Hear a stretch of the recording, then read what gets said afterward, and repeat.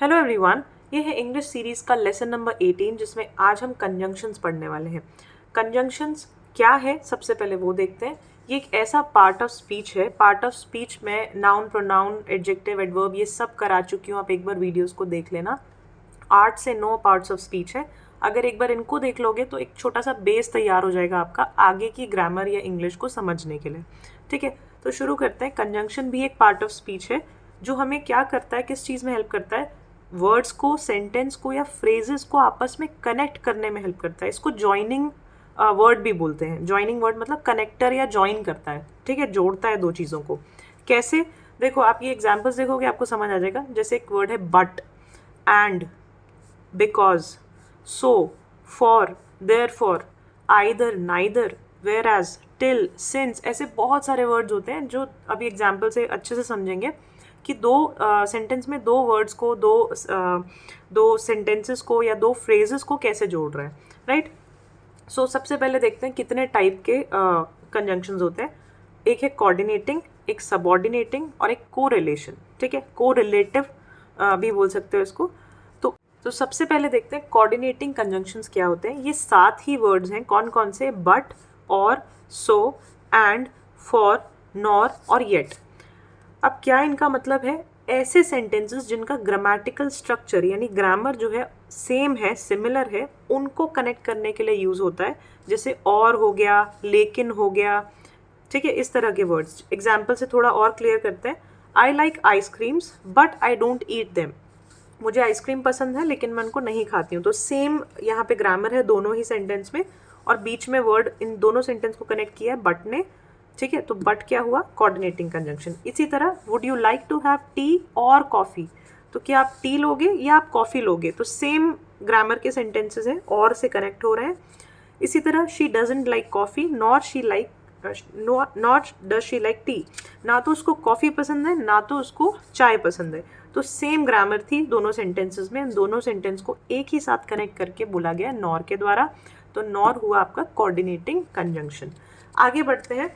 Next आता है subordinating conjunction. Subordinating conjunction क्या होता है? ये एक मेन क्लॉज और एक सबऑर्डिनेट क्लॉज को कनेक्ट करता है।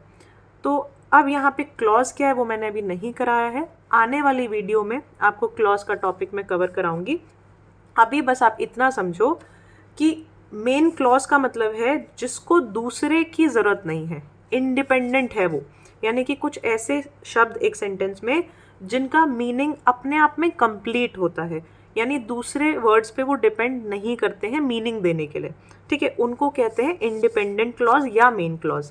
इसी तरह कुछ सबऑर्डिनेट क्लॉज होते हैं जिनको डिपेंडेंट क्लॉज कहते हैं। डिपेंडेंट मतलब वो दूसरे पे डिपेंडेंट है, निर्भर है दूसरे पे, उनका खुद का मीनिंग कंप्लीट नहीं होता है। ठीक है, अभी एग्जाम्पल से समझते हैं।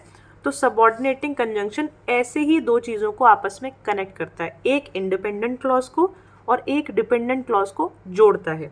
जैसे although, because, if, since, until, whereas, ऐसे बहुत सारे हो सकते हैं। ठीक है, आगे बढ़ते हैं। एग्जाम्पल से देखते हैं क्या हो सकता है। Did he say anything before he left? तो यहाँ पे देखो, आप ध्यान से समझो इस चीज़ को। डिड ही से एनीथिंग, अगर मैं इस सेंटेंस को यहीं रोक दूँ, डिड ही से एनीथिंग, ये कंप्लीट सेंटेंस है। क्या उसने कुछ कहा? ये बिल्कुल कंप्लीट है। तो इसको और किसी की ज़रूरत नहीं है कंप्लीट करने के लिए खुद को। राइट? तो ये पूरा का पूरा क्या है? ये है इंडिपेंडेंट क्लॉज। ये अपने आप में इंडिपेंडेंट है। ठीक है, लेकिन मैंने यहाँ बिफोर लगाया और एक और एडिशनल इन्फॉर्मेशन जोड़ी है। बिफोर ही लेफ्ट, जाने से पहले। जाने से पहले ही लेफ्ट अगर मैं यहाँ छोड़ दूँ तो ये पूरा कंप्लीट मीनिंग नहीं दे रहा है। ठीक है, ही लेफ्ट मतलब क्या? राइट? तो इसको चाहिए, ये एक क्या हुआ? ये डिपेंडेंट क्लॉज हुआ। तो एक डिपेंडेंट क्लॉज एक इंडिपेंडेंट क्लॉज को जोड़ने वाला है बिफोर वर्ड। तो बिफोर क्या हुआ आपका? Subordinating conjunction. इसी तरह we have to wait until he arrives. We have to wait, ये कंप्लीट सेंटेंस है तो ये इंडिपेंडेंट क्लॉज हुआ। अंटिल वर्ड जोड़ रहा है ही अराइव्स को इस सेंटेंस के साथ। तो अंटिल क्या हुआ? Subordinating conjunction. You will get the prize, ये कंप्लीट सेंटेंस है, ये इंडिपेंडेंट क्लॉज है। यू डिजर्व इट, ये आपका डिपेंडेंट क्लॉज, दोनों को जोड़ रहा है if. Right? He started playing as soon as he declared fit, वो खेलना शुरू कर दिया उसने जैसे ही उसको फिट डिक्लेयर किया गया। तो एज सून एज क्या हुआ आपका? Subordinating conjunction. आगे बढ़ते हैं, कोरिलेटिव कंजंक्शंस। कोरिलेटिव कंजंक्शंस क्या होते हैं? ये ऐसे वर्ड्स या फ्रेजेस को ज्वाइन करते हैं जिनका सेंटेंस में इक्वल इम्पोर्टेंस है, जिनकी इम्पोर्टेंस बराबर है, यानी दोनों ही सेंटेंस ज़रूरी है उसको मीनिंग को कंप्लीट करने के लिए। ठीक है, जैसे आइदर और, नाइदर नॉर, वेदर और both, not only but also, such that, इस तरह के सेंटेंस, जैसे इस तरह के वर्ड्स। जैसे एग्जाम्पल से समझो, you can either have burger और सैंडविच।